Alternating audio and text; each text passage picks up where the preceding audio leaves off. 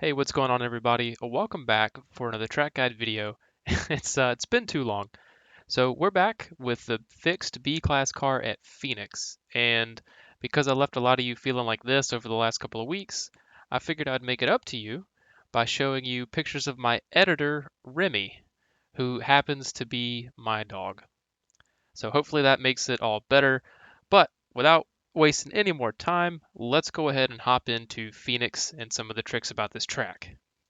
Before we go any further, we need to talk about weight shift. I think that's such a vital part to understanding this track that I want to talk about it first. So you can see as we get back to the throttle, the nose of the car picks up. And as we let off the throttle, it kind of sets back down. Now here under braking, see back to the throttle, and as we brake, the nose of the car really slams down and gets low in that track surface. So we can see that the front end of this car is set up relatively soft so that as we're braking, it's allowing the weight to pitch forward and give you some extra grip on those front tires. Now from the side view, it looks like the weight's shifting straight forward and straight back, but that isn't really the case. You can see here that as we throttle up, the weight pitches from the front to the right rear. And here you can see exactly what I mean by under braking, the car just kind of hooks over to the left a little bit as it's taking the weight and everything's compressing down. So why is this so important? Well, most notably at this track, you're going to trail brake into turns 1 and 2. Trail braking is when you carry just a little bit of brake pressure into the corner to keep the weight on the nose of the car to help it turn in a little better. In these corners, if you let off of the brake too quickly, then the weight abruptly shifts its way to the back of the car and off of the front end. So it makes the corner entry in your mid-corner phase a bit slower because you actually have less grip on the front of the car. Then, to top that off, if you get back to the throttle too aggressive, you're still shifting that weight where you don't want it, and then it makes the front end of the car kind of pick up out of the track, and you can get these four-wheel slides. It feels like the car's real tight all of a sudden, or it might snap loose because you're putting some more steering wheel input into the car to try to help it turn.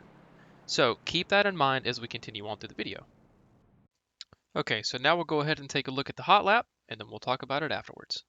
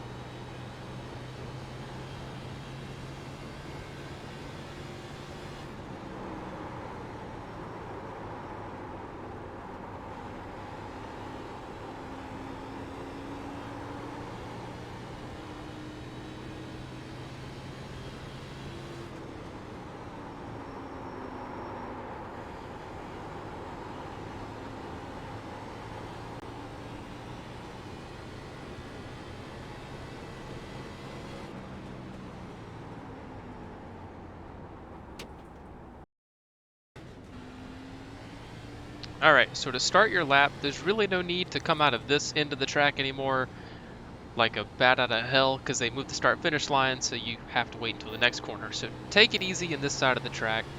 Now get back to the throttle, and you're going to take that upper lane again to try to carry momentum. You don't want to be too high up by this wall because it's really dirty up here. You can hear the rocks and rubber hitting the car. But you do want to angle it properly so that as you come out of that corner to start your lap, you're already firing down the track and cutting out the majority of the dog leg. You can go lower than this yellow line here as you come to the pit exit, but I find if I go too much lower than that, it's hard to get the car angled properly for turns 1 and 2. Now here my focus is shifting to my corner entry, but I'm using my peripheral vision to see these cones on the fence here. Right before I pass that last cone, I start letting out of the throttle and I'm feeding in my brake pressure, looking down into the corner. So let's pause it here and talk about what's going on. So I'm nearing the apex of the turn, but I still have a tiny bit of brake pressure on, and that's allowing me to keep the weight pitched over onto those front wheels, giving me a little bit more turn-in grip on the entry and mid-corner. Now, in the steering wheel, I'm feeling the car's a bit loose in the back end, It almost wants to come around, but not quite. Shortly after this part of the track, it feels like the car changes direction. That's the best way I know how to describe it, to where now you're focusing on your exit. You've passed the midpoint of the corner and you're worried about getting out of the corner. That's when I start feeding in the throttle a little bit, and I be relatively gently with it because I want the car to continue turning, but if I'm too tough on the throttle and too aggressive, I pick the nose up, and so I don't turn as well through this whole last part of this long sweeping corner. So here you can see, try to feed the throttle in, and I start feeding it in. So I'm sitting at about half, 75% throttle, and then when I get to a point where I'm satisfied with my angle of travel, then I can go ahead and put the throttle the rest of the way down, and the car continues to feel a bit loose throughout the whole corner. You can see how the steering wheel, I'm kind of holding it a bit straight. Using my peripheral vision to see the cones in the fence, just as I pass the 2 cone, I start putting in my brake pressure. Now here the car feels pretty loose. You can see I'm turning into the corner, but I'm not initiating that very much with the steering wheel. A little bit of it was, but the back of the car gets very loose on this entry. I held the brake pressure on until I got down here to this yellow line, and then I start putting the power back on pretty hard for this end of the track. It does want to get loose, so be aware of that. You might have to play with the steering a little bit and fight the car to keep it where you want it, but you can mat the throttle and come across the start-finish line, and that'll be a good qualifying lap. Alright, perfect. So now you're qualified for the race, you know what to do, but what do you do in the race? Let's talk about that. You gotta try not to burn your tires up, and you have to recognize when you are overusing the tires. And it's so easy to do that in turns 1 and 2. So here's a good example of 1 and 2, where I'm easy with the brakes, keep the weight on it, and I'm easy with the throttle, so the car stays turning the entire time. That's gonna be a pretty good corner. Now, we talked about being too aggressive on throttle, and I want to show you an example of what will happen here. So you can enter the corner the same and have what looks to be a really good line, but if you're too aggressive on throttle, then this is where you pick up the nose of the car and see now I'm in a 4-wheel slide. And now I'm spinning out because the car kind of shifted. So this is kind of a good lesson. What started out as a 4-wheel slide, which is absolutely terrible on the right front tire and builds up a lot of heat, it turned into an oversteer situation pretty quickly because I kept having to add in some steering input while I was really heavy on the throttle, and it just unsettled the car and spun it out. Now, one thing to note about getting your tires too hot is that if they are hot, that rubber becomes really soft and it becomes easier to wear the tire out.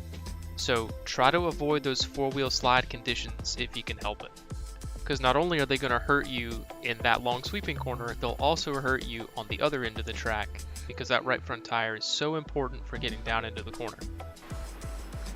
Now that we've talked about throttle control out of turn 1, let's kind of back up a little bit and talk about corner entry.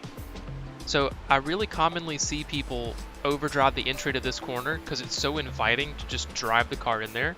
But what happens is this: you'll drive in and the car washes up towards the wall and then turns back down. The thing is though, this has some benefits and some negative effects. So one of the negative effects is the whole time that the car is washing up towards the wall in turns 1 and 2, it's overheating and wearing out that right front tire pretty badly. The benefit is that you're doing something that's called diamonding the corner, which is where you enter low, let the car wash up, and then it turns down in the outside part of the corner, and you're effectively lengthening out the straightaway. So you can use it to get a run on somebody to set them up for a pass in turns 3 or 4. The thing is though, you want to use this trick sparingly. You don't want to do it every single lap because you will wear out the front of the car. So I'd say really use this trick if you're coming up on somebody and you need to find a way around them. You can try to diamond this corner and get a good launch out and set yourself up for a pass into 3 and 4. But again, use it sparingly. I can't stress that enough. Now it's time to look at the other side of the track, turns 3 and 4. So number one thing that you'll see people do here is braking too late into the corner. And when that happens, you brake late, the rear gets loose, the banking doesn't catch you, and it wants to go around. This is one of those corners that if the rear of the car gets away from you on entry, it almost pulls the rest of the car up the track and out of the corner with you, so be careful about that.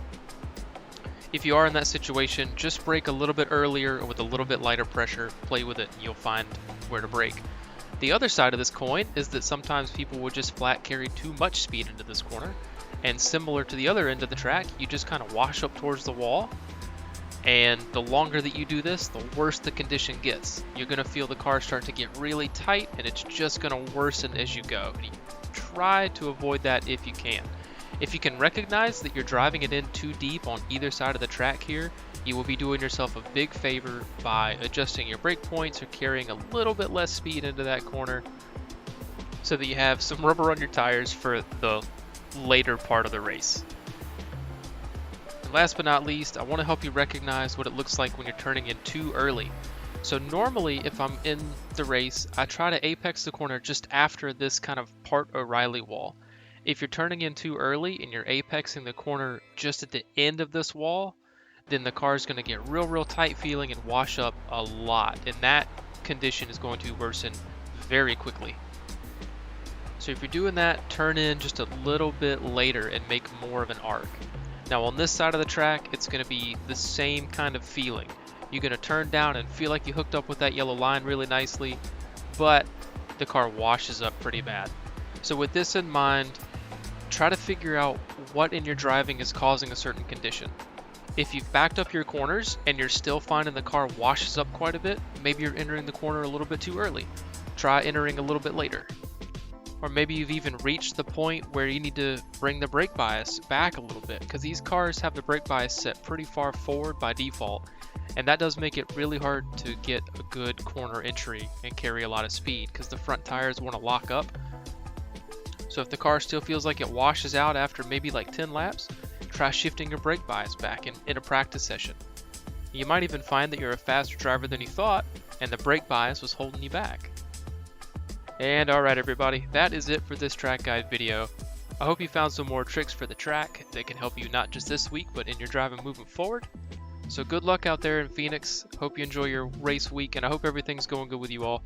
I will talk to you soon and see you all in the next video. Take care, everybody.